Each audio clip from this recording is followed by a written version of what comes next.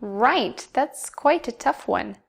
I like all my family members, but I'm going to talk about my uncle. He's achieved quite a lot in his life, mainly in business. He started his own company during the 1990s, which was a pretty good time to start a business in my country then. Now he runs a few pizza places in my city. But that's not the reason why I like him, obviously. No, I admire him because he's a very charismatic person. When he's around, he really lights up the room. Everyone feels his presence.